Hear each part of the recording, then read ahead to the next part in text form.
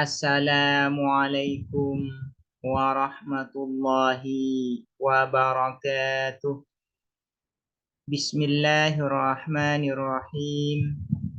Alhamdulillahi rabbil alamin. Wabihi nasta'inu ala umurid dunya waddin. Wassalatu wassalamu ala ashrafil anbiya'i wal mursalin. Sayyidina Muhammadin wa ala alihi wa sahbihi ajma'in. Allahumma faqihna fiddin wa 'allimna at-ta'wil amma ba'du. Qala an-nazimu wasyarihu rahimahumallahu ta'ala wa nafa'ana bihima wa bi ulumihima wa amaddana bi asrarihima wa bikum fid dharaini amin. Bismillahirrahmanirrahim. Mari kita melanjutkan mengaji kitab Idhahul Mubham, syarah atas kitab As-Sulam Al-Munawwarah.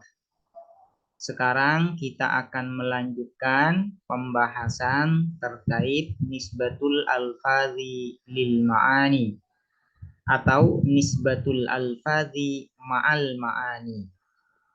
Nisbatul alfazi lil ma'ani itu ada 5 bagian. Pertama disebut dengan tawatu, kedua disebut dengan tasyahuk, ketiga disebut dengan ishtirak, keempat disebut dengan taraduf, yang kelima disebut dengan takhaluf atau juga disebut dengan tabayun. Bagaimana pembagian sehingga menghasilkan 5 nisbah ini? Yaitu syarih menjelaskan bahwasanya lafadz itu ada kalanya tunggal dan maknanya tunggal. Ada kalanya lafadznya tunggal, maknanya banyak. Ada kalanya lafadznya banyak, maknanya tunggal. Dan ada kalanya lafadznya banyak, juga maknanya banyak. Apabila lafadznya tunggal dan maknanya juga tunggal, maka ini dibagi 2. Pertama disebut dengan musyakkik atau tasyakuk. Kedua disebut dengan mutawati atau disebut juga dengan tawatu. Nisbahnya disebut dengan tawatu. Sekarang akan menjelaskan yang lafadznya tunggal sementara maknanya banyak. Nah, ini nanti disebut dengan mustarak. Sementara nisbah lafadz terhadap makna yang banyak ini disebut dengan ishtirak. Nisbahnya disebut dengan ishtirak, sementara lafadznya itu sendiri disebut dengan mustarak.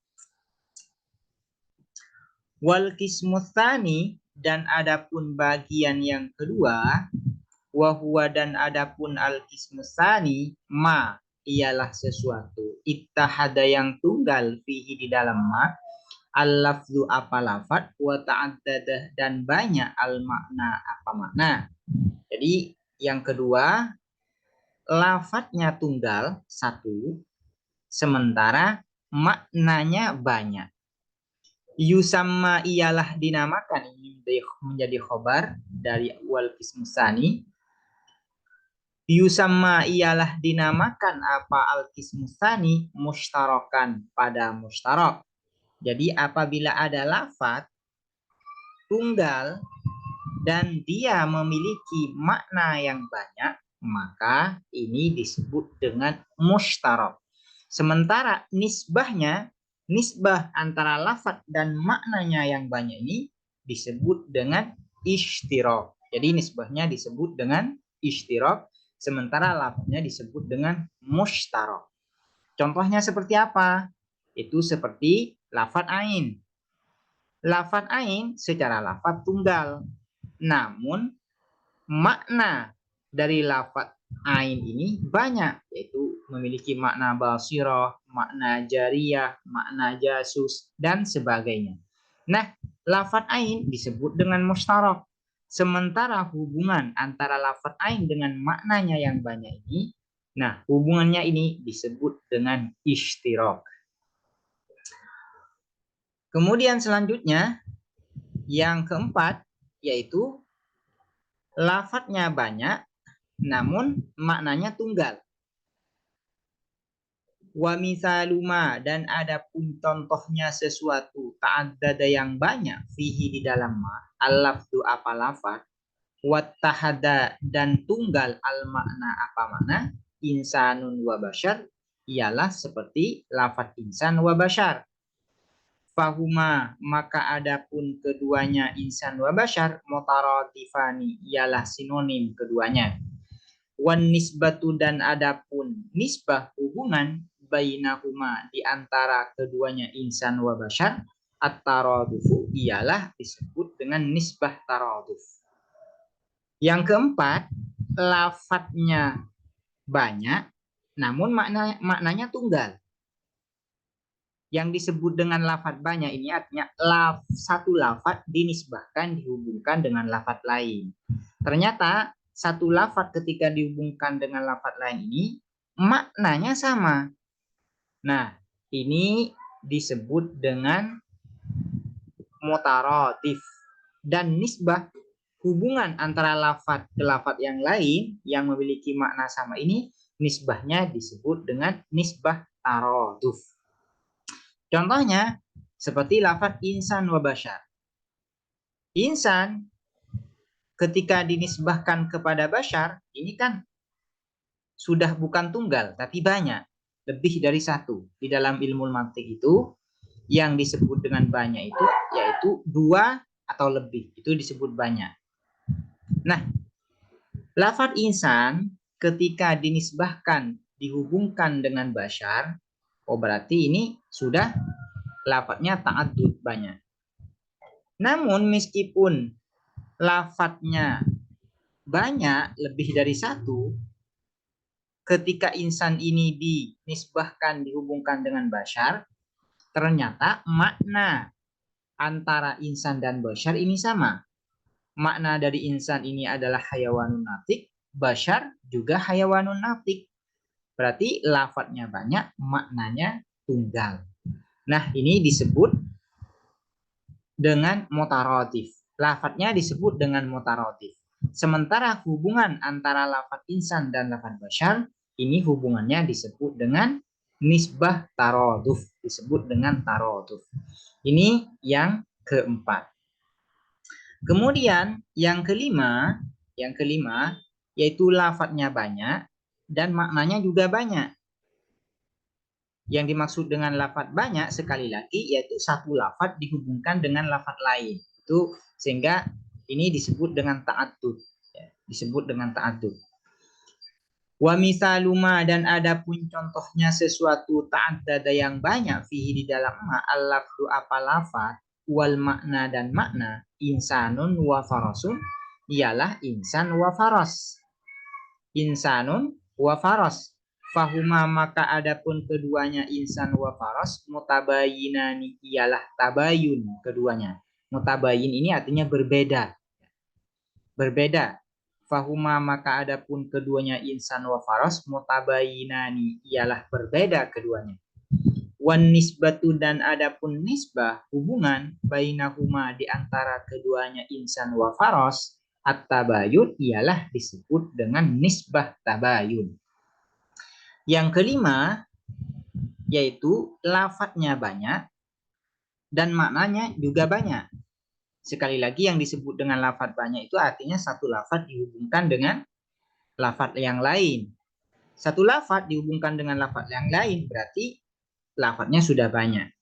Nah, apabila ketika satu lafadz dihubungkan dengan lafadz yang lain dan maknanya berbeda antar satu lafadz ini, ya, antar satu lafadz ini, maka nisbah antara kedua lafadz ini disebut dengan nisbah tabayun dan lafadznya disebut dengan mutabayin.